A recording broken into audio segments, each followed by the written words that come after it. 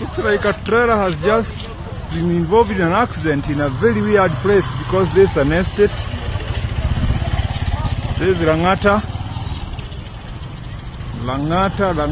just behind the Southern Bypass. There's a trailer burning right now.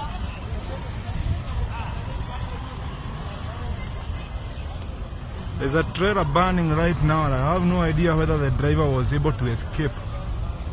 This is so unfortunate. This is so unfortunate. So unfortunate. Now I don't know. Oh no.